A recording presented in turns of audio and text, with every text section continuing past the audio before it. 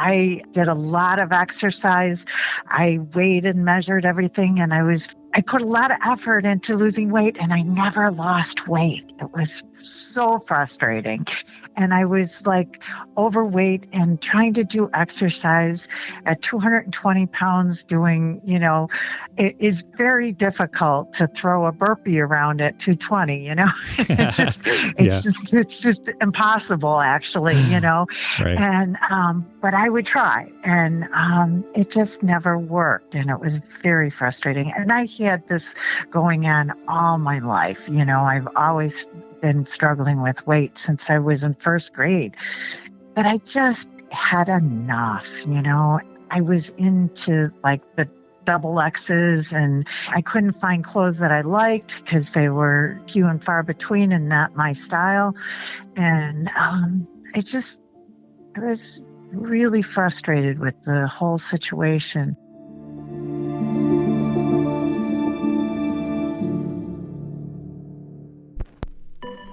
Welcome to the Healthy You Podcast. Can we start over? Yeah, all right. All right, here we go.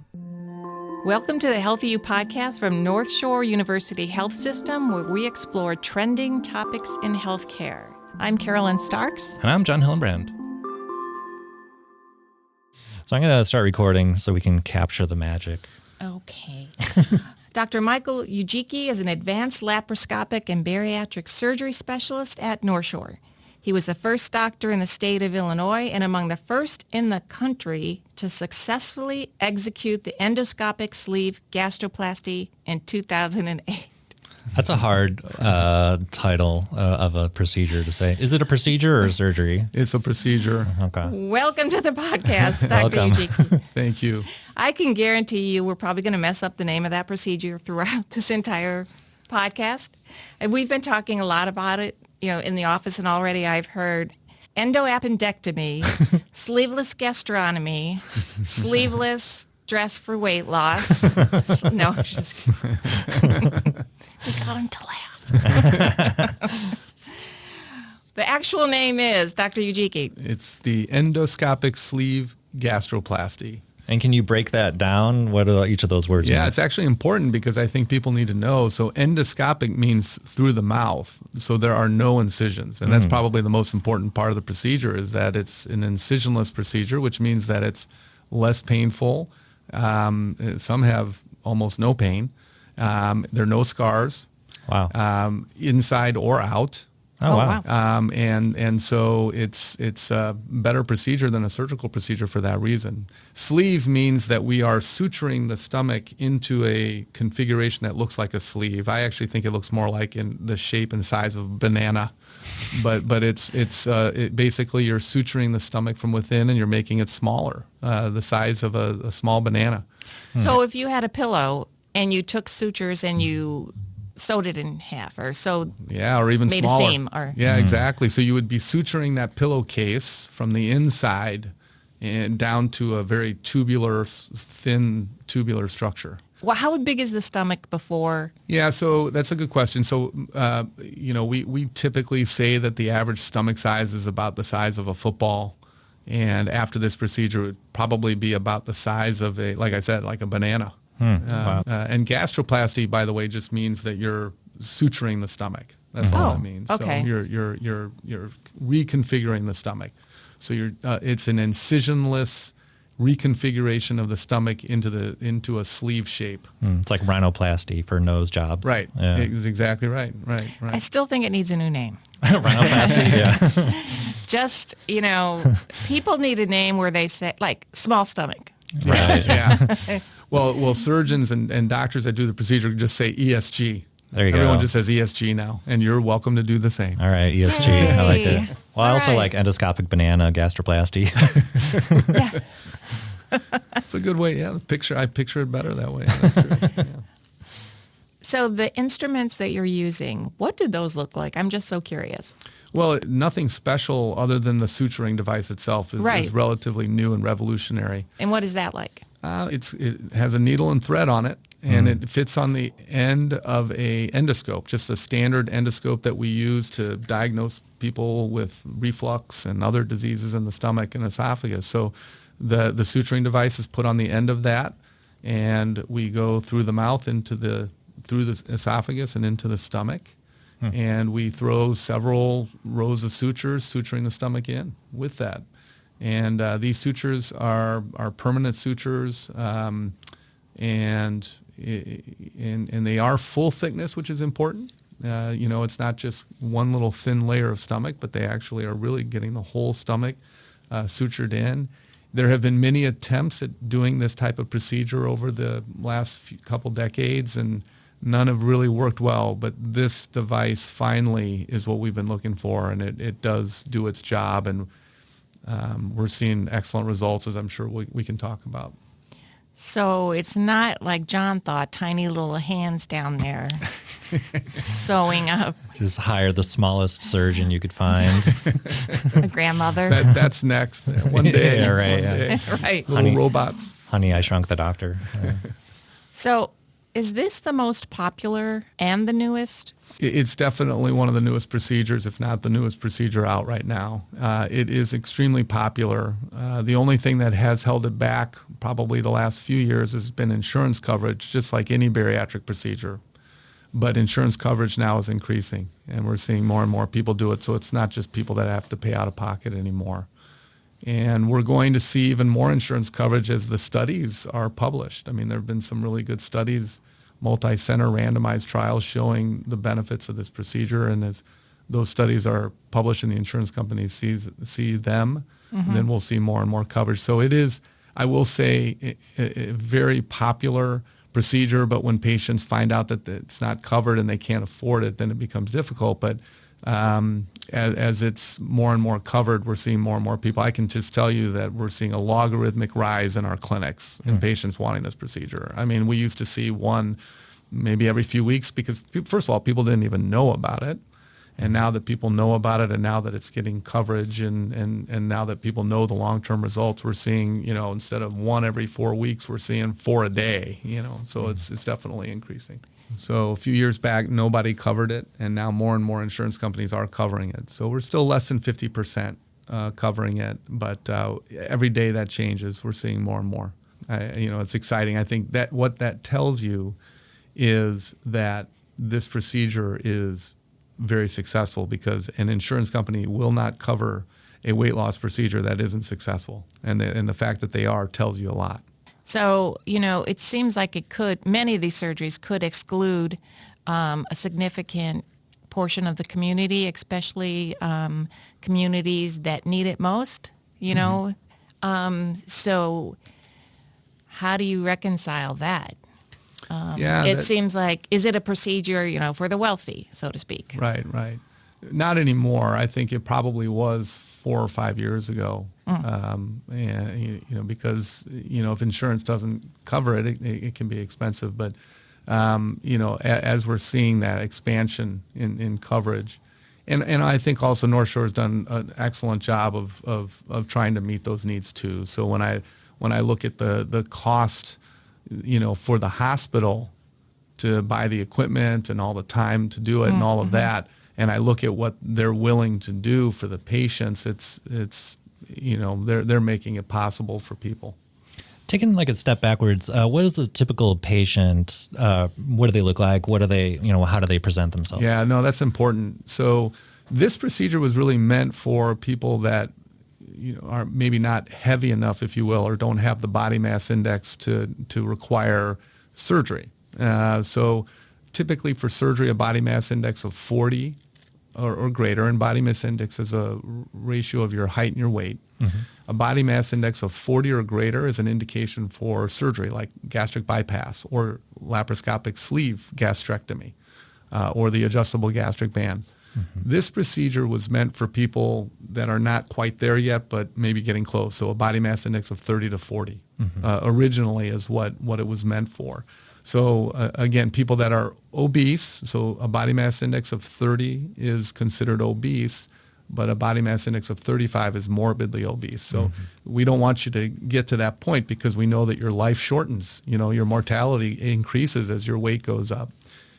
Due to development of other diseases like diabetes, hypertension, high cholesterol, stroke, heart attack, so forth. So This procedure was meant to really be indicated for people that don't quite, are obese, but don't have indications for surgery. Having said that, the success of this procedure has been so great that now we are even expanding it to people with a body mass index over 40. Oh, wow. So even people that would qualify for surgery are opting for this procedure, and doctors are now willing to do it too because we're confident with the results. And when you were talking about the BMI of 35 or 40, can you equal that to a weight loss? Are we talking about people who need to lose like 40 to 80 pounds or? Yeah, I mean, we've seen, yeah, absolutely. I mean, I would say that we don't necessarily look at it that way, but certainly that's a good way to look at it. So anybody that needs to lose 40 to 80 pounds, this is a procedure that's going to get you there. Absolutely. Is it safer than those other procedures or anything like that? First of all, I have to say all the procedures are safe. I mean, the risk profile for bariatric surgery now is at almost at the same levels of gallbladder surgery. Very common. It's very low. But the endoscopic sleeve gastroplasty, or ESG, is even less now. Yeah, it's even less than surgery. Wow. So you're talking about a very low risk procedure. I mean, in terms of really significant complications, well under 1% chance of that happening. It's very rare. And that's because you're like going in through the mouth. You're not cutting anything. Correct. Yeah. It's all through the mouth, endoscopic. Ask me the questions, or am I going to have to rattle them off? I spoke with Diane Helin, a patient of North Shore. Hi, I'm Diane Helin. I am 58 years old. I had endoscopic surgery for weight reduction, and I had it about 3 years ago. So when I had the procedure, it was like I felt like I was going for an outpatient service, Right. I went in there and in the morning, and I was out by noon or something like that. It was crazy how fast it went and how easy the surgery was and how little I had to recover from it, So is it general anesthesia? Yes, good question. So we prefer general anesthesia. It takes about an hour. We don't want anybody moving, even though there's no incisions. So we do general anesthesia. It's home same day. I usually recommend a few days off from work just to recover. I mean, even the next day with anesthesia, a lot of people need some recovery time. There have been some people that were ready to go within a day or two of going back to work, and then there's some that needed a week or more. But for the most part, we're seeing people, back to their normal activities within just a few days. And is there any pain? Well, there is pain, but it's minimal. It's nothing like what we see with surgery. That's why we have to keep people that have surgery typically overnight, is really pain control. With this, we can send people home same day because the pain is easily controlled with just over-the-counter medications. Oh, really? Yeah. Okay, and then what is their prescription for food after this? So. Yeah, we work hand in hand with our dietitians. We have some great dietitians here at North Shore who we meet with on a regular basis, and we've developed a diet plan that we think is best so that people can, eat well and get nourished while still letting things heal. And so there is a temporary diet change. Ultimately, people can eat what they want. Of course, we're counseling people constantly on what the right thing to eat is for all of us in general. So eating a healthy, a nourishing diet, we counsel people on that. But immediately after surgery, though? Immediately after surgery, it's just usually a couple weeks, maybe 2 to 4 weeks of a little bit of an altered diet.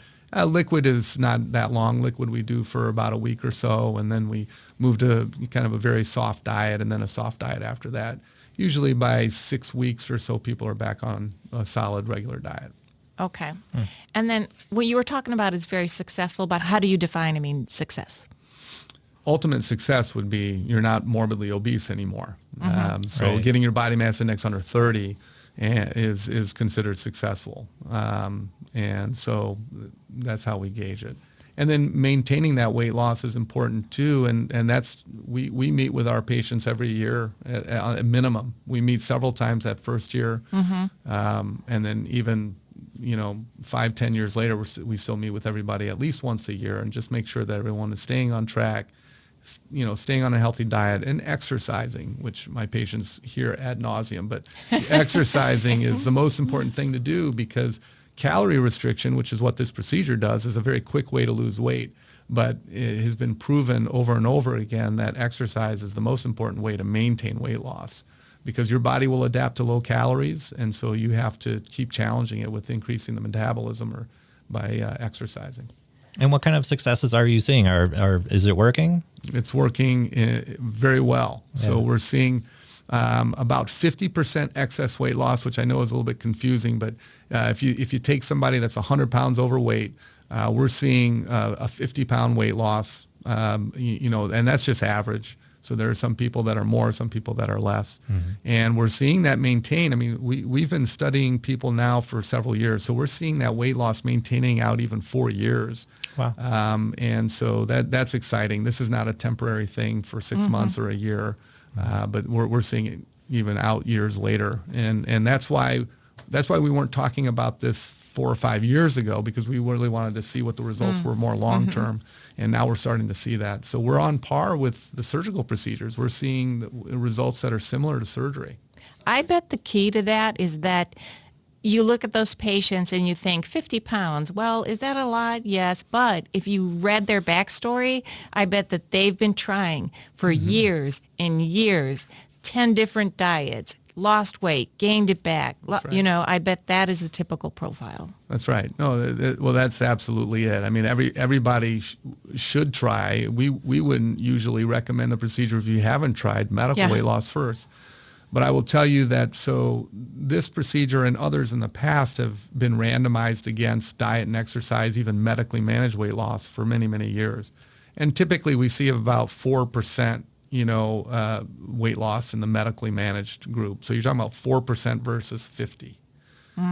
So that's a big difference. And so diet and exercise always should be attempted first, and there's going to be some people that succeed. Most will not. It will be difficult, and if they don't, then this is a great option for you that's non-surgical. So we've been waiting for an option like this for a long time. I admit surgery is a big step. Even though we've gotten the morbidity rates down in surgery to, like I said, gallbladder surgery, it's still surgery. It's still a recovery. It's still, taking time off from work and pain and so forth, and still risk, even though low.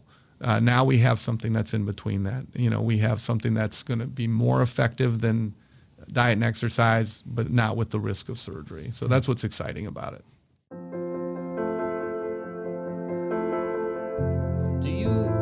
Do you feel like it's changed your relationship to food or the way you perceive food? Yes, very much so. My diet is very simple now. My meal prep is really, really simple. I don't get into elaborate diets, and I did like the Jenny Craig's and the, Seattle Suttons. And then I went into do-it-yourself diets where I was cooking gourmet food and I was up till 12 o'clock at night. I don't have any of that anymore. Now I have my 4 ounces of meat. I have half a cup of vegetables or half a cup of fruit, and I'm done. I'm done with the meal. I'm done with the time. And it's very simple, and I can make it as gourmet as I want to, or I can go out to eat too, and it's not that much of a trouble. I usually eat half of what they serve and take the rest home, and they always have something to accommodate me. I just need some protein and a vegetable or fruit. So going out to eat pretty is simple. Yeah. So going out to eat is not an issue. No, it's great. It really is. I'm actually a very cheap date because I don't eat that much. That's great. We'll let our listeners know that you're available. Thank you. That's hilarious. So here's the thing I want to ask. I think there are food addicts who would be likened to an alcoholic. And what concerns me about this is I don't know if this is powerful enough to stop an addict. So, how do you respond? Yeah, that's a great. Was that the zinger? No. That's a great question. Well, let me first tell you that one of the advantages we have here at North Shore is that we have a multidisciplinary team. And so it's not just the surgeon that's going to see you and then do this procedure. You will meet with a dietitian that will go over your current diet, what's good about it, what opportunities there are to improve it, what your temporary diet will be immediately after surgery, and then what your diet should look like postoperatively long term. You will also meet with a psychologist. It's mandatory. We won't do the procedure unless you meet with a psychologist. We want to identify... I'm sorry, does everybody do that? Or everybody. I mean, everybody, all hospital systems? Oh, I don't know. Okay. I don't know. I know a lot do.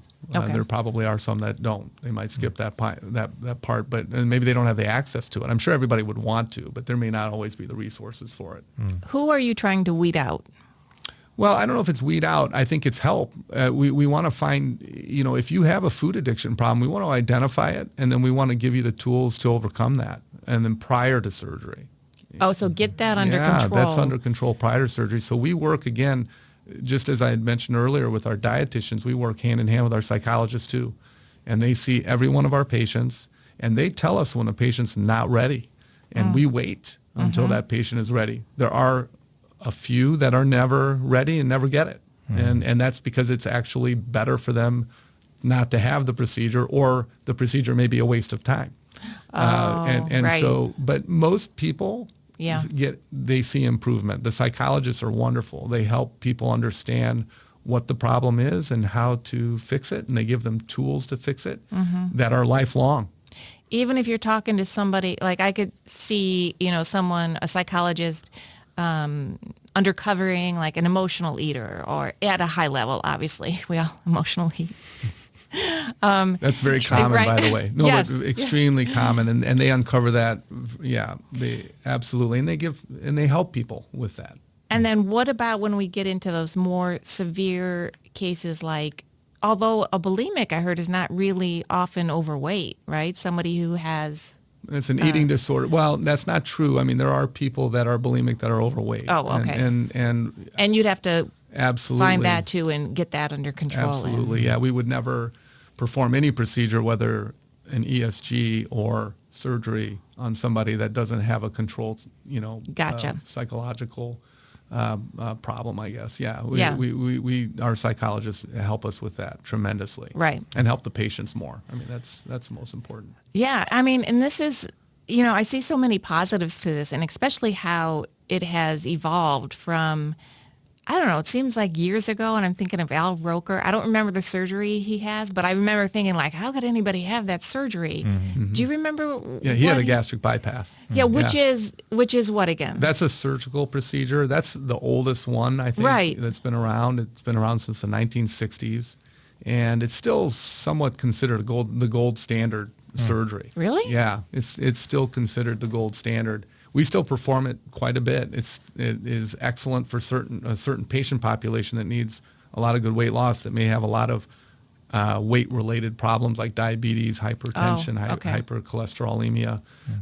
So gastric bypass is still a procedure we perform frequently. It's a good procedure, but that's the one he had. Okay, and what is involved in that? You bypass what? So you bypass most of the stomach and most okay. of the proximal small intestine. Wow. Yeah, so that's a restricting procedure because the stomach is made smaller, but it's also a malabsorptive procedure, meaning that you don't absorb everything you eat. Oh. And so the weight loss there, you remember I said the ESG is about a 50% excess weight loss. The bypass is about 70%. Okay, now I see. So Okay. if someone gets like ESG and then they, fall off the wagon and they start gaining weight, besides going back in for psychological, counseling and that sort of thing, is this ESG sort of procedure, is it like undoable and then do something else? Or I'm so glad you asked that, because that's actually a very common question that's asked. The nice thing about ESG is it's 100% reversible. So we can go in and cut the stitches out years later if needed. Now, we've never had to do that, but we could. I know of one patient in particular who had some initial success and then failure and then went on to have a surgical procedure. No problem. It does not burn any bridges. Like a gastric bypass or something. Correct. Right. Exactly. Yeah, you can have any of the surgical procedures after a sleeve. It's just important that, if the surgeon that is performing the surgery later knows that the patient had an ESG. Like, you would just want to know that, because absolutely, yeah, you would want to make sure that there weren't any sutures that might get in the way of the staplers and stuff like that. So I think that's the important thing, is don't go off to a surgeon and not tell them that you had the ESG before, but doesn't burn a bridge. Absolutely can go ahead and have another surgery later. And would someone want to get the ESG reversed years later if they're like a marathon runner and, they've like completely turned their life around? Or never heard of somebody wanting that. Never, if somebody has really good success with it, they're not going to want to touch it. They're going to just leave it alone. Yeah. Interesting. Yeah. Question, Jon mentioned falling off the wagon. So if someone does overeat, what happens? Do they throw up? Or do I have to say vomit on here? I don't know. Yeah. Does it matter? Well, hopefully enough education has gone into it beforehand that you don't overeat and you don't get to a point where you are, having vomiting episodes. But any of the procedures that can happen. If you overeat and your stomach is smaller, yes, it can come back up. Again, that's the advantage of our dietitians, our psychologists, the surgeons ourselves, our nurses. We counsel people on what the right amount is. I think, honestly, part of the problem in this country is that our proportions are too big. They're way too big. Right? Yeah. I am shocked. If you go to any other country, they give you a plate, and in the middle of the plate is this tiny little thing. You think it's tiny, then you're like, that was absolutely all perfect. I needed. Exactly. I lived in Japan for 3 years. The portion sizes were tremendously smaller, but I didn't feel hungry. Right. I think we overeat here because I'm That's a kind of guy served. too. I want to finish my plates. If you put it in front of me, I'm going to eat it. That's your mom's fault. Yeah, A lot of us are brought up like, don't waste food, and I'm like, this is America. Yeah, we have to waste food. Yeah. So I think just that education alone, from our dietitians, just understanding what the right proportion is already makes a difference. I think that habit, though, would just be, what's the word I want? Like your body, you start eating less because you're kind of forced to, you know what I mean? Right. And that starts a habit that it becomes natural. Yeah, something. I can't think of the word. That's mostly how it works. There's two mechanisms in which the procedure works. One is you eat less because your stomach is smaller. Quite simple. The second one, interestingly, is if there have been studies that have tested the hunger and satiety hormones in your system before and after the procedure, and they do show a decrease in the hunger hormones and an increase in the satiety hormones. We know that those hormones are stimulated by parts of the stomach. And if you suture those those parts in, or if you staple them, as we do in some of the surgical procedures, we see those hormones change. And we do see that with this procedure as well. I can't believe there isn't a pill to do that, but people are working on it. Sure, yeah. And it was really it was a lot easier after than it was before, because I started to see results, and it was really exciting. And did you have like any difference in feeling full or anything like that? Oh, yeah. I was definitely feeling much fuller quicker than I had ever in my life, it felt like. Wow. It was just like there was, before the surgery, there's just like never enough, it was very rare that I felt full.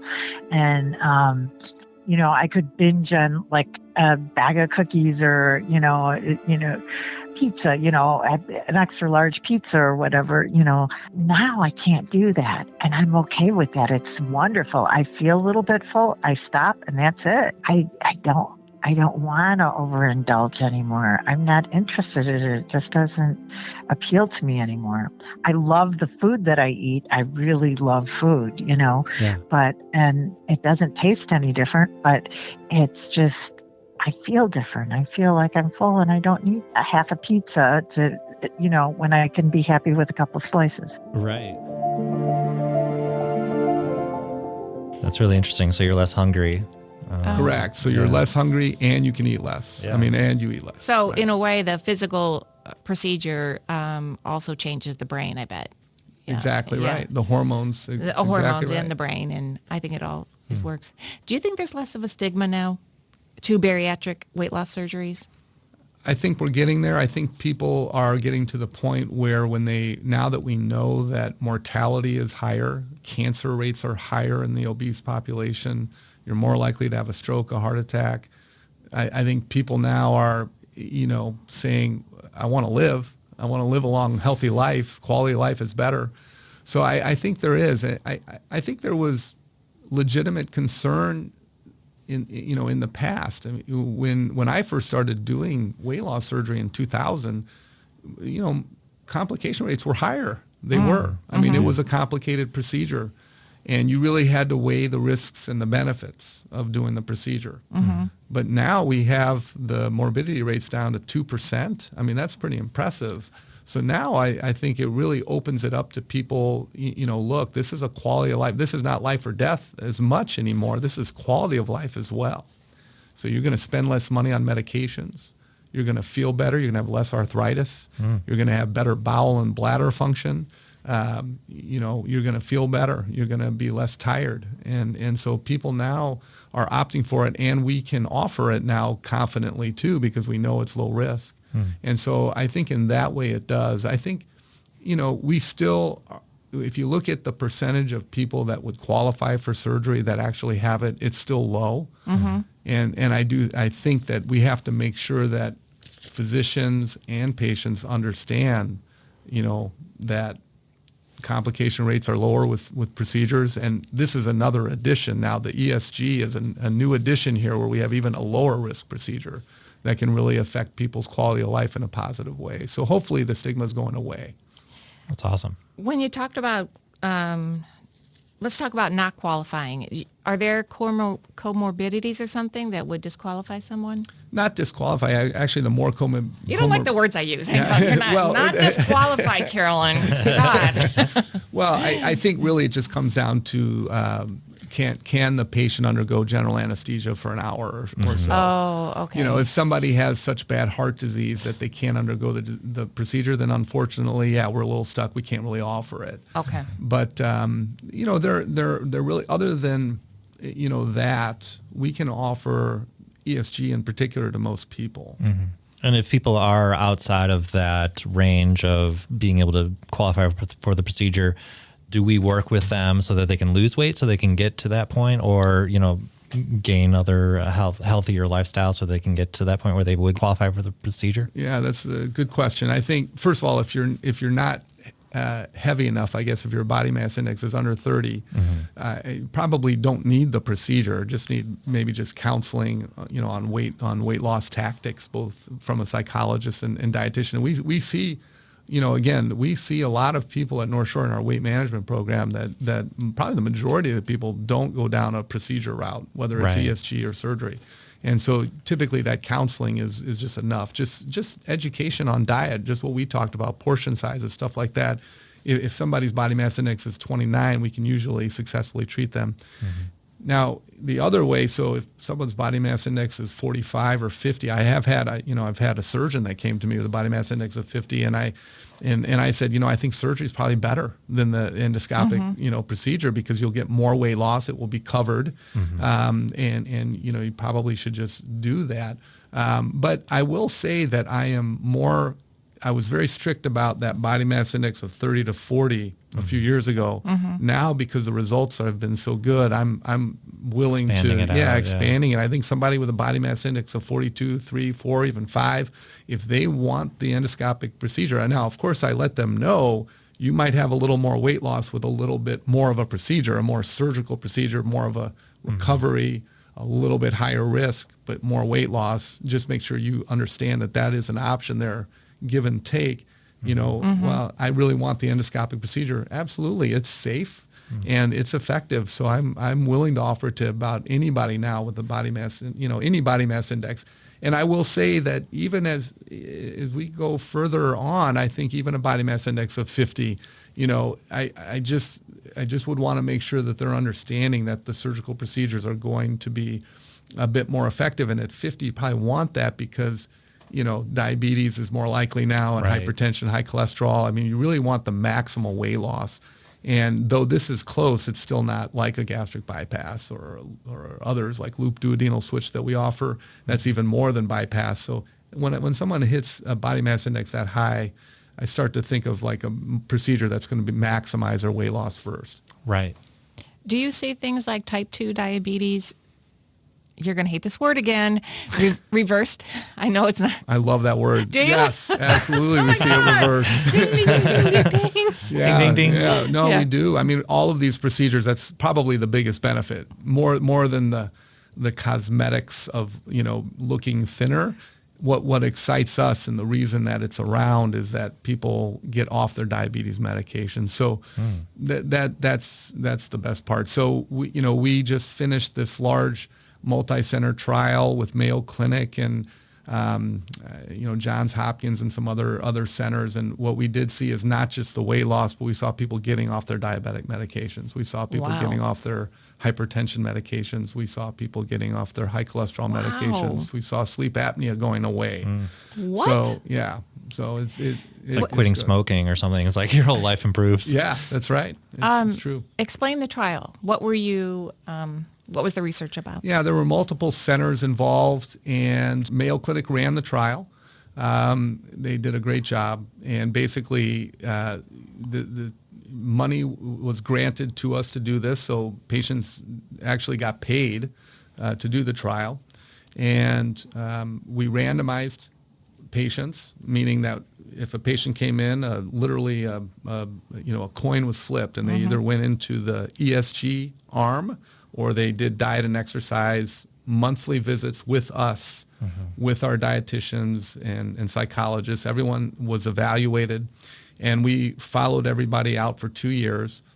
The group that did not get the procedure but were randomized to the diet and exercise group, medically managed, if at a year they had not lost adequate weight and wanted the procedure, they could cross over and get the procedure. Right. So ethically, That's nice. Yeah. ethically, everybody could get the procedure, and that was how the trial was run.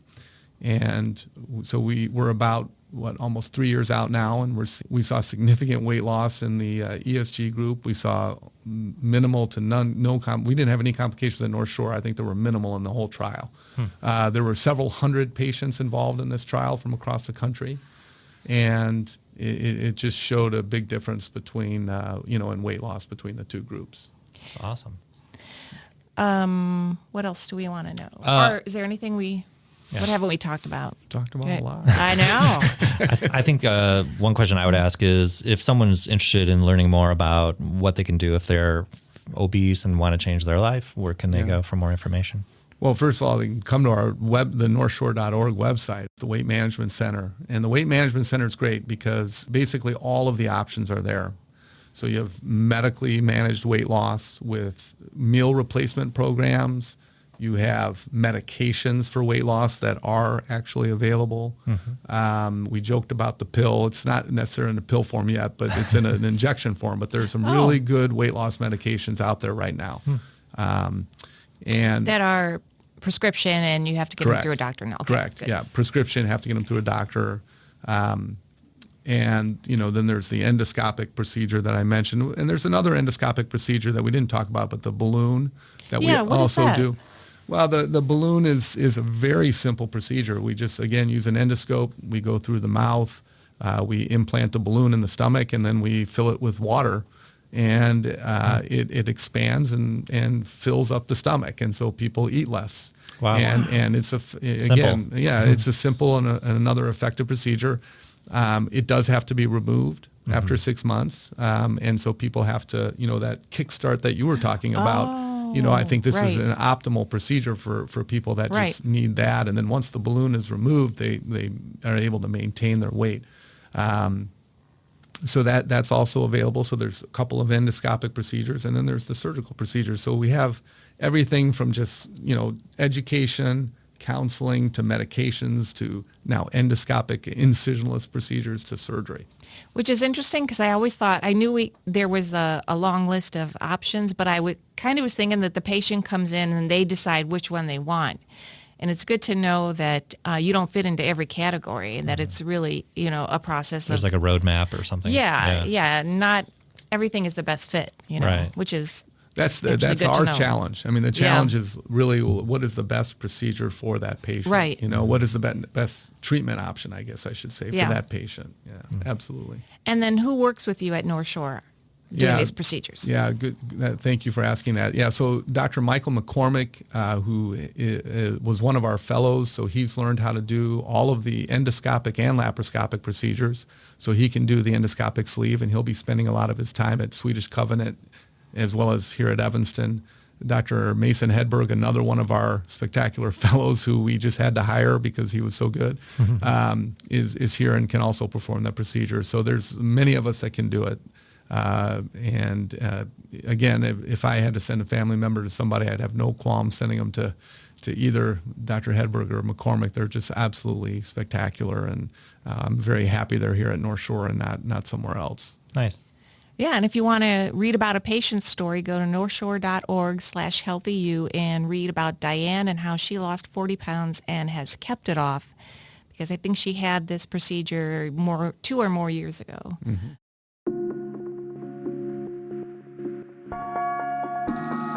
Yeah, I was hiking and the trail got very muddy and slippery. So we decided to go across the creek to the other side. And I was about 3 stories up over the creek and I slipped. A vine broke my fall and it saved my life. I would have gone down 3 stories into the creek and that would have been the end of me. I broke my leg and did all that before I got the surgery.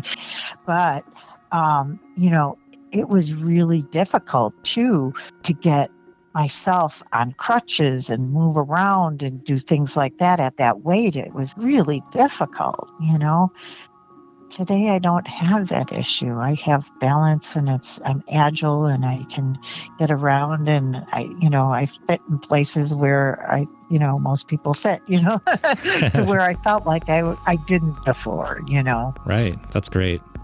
Do you have any advice for someone who's thinking about getting this procedure done? Oh, do it. The sooner the better. Don't think twice about it. It's definitely non-invasive. It's really easy to get over, and it'll change your life. It's one of the best things I've ever done. That's it. I think that's all we need. That was perfect. Okay, good. You're a really good interview. Thank you. So thank you very much for joining us, Dr. Ujiki. This was really informative, and I think it'll help a lot of people. Thank you for having me. This has been great, and I appreciate the opportunity to discuss this very exciting procedure. And I'm just glad that North Shore supported us in the research to get this done and to show how effective it is. So excited now to be able to offer it to patients. Well Absolutely. done. All right, thanks.